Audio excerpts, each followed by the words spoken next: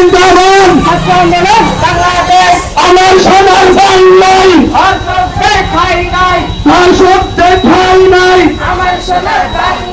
রক্তের আগুন লেগেছে। ইসলামী ছাত্র আন্দোলন বাংলাদেশ জিন্দাবাদ।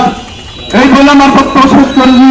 মাসুম করি অবাসিরের মুমিনি। দেখা হবে রাজপথে, কথা হবে স্লোগান। আসসালামু আলাইকুম রহমতুল্লাহ।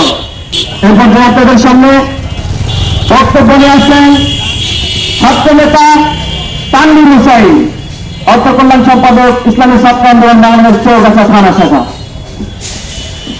বিসমিল্লাহির রহমানির রহিম।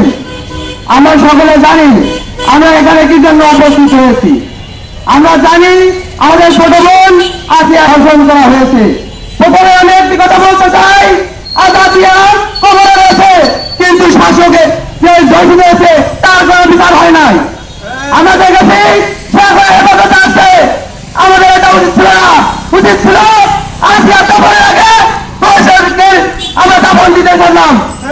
আমাদের উচিত ছিল 7 দিনের ভিতরে আমাদের ময়দানের সামনে তার সম্মুখে তাকে মৃত্যুদণ্ড দেওয়া, কিন্তু আমরা পারিনি।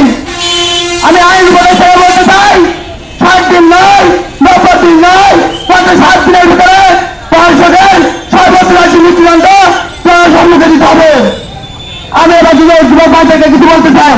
যুবক ভাই, আমরা একটা হাল ছেড়ে দিয়েছি, আমরা ভেঙে পড়েছি, আমরা ছেড়ে দিয়েছি সমাজের হাল।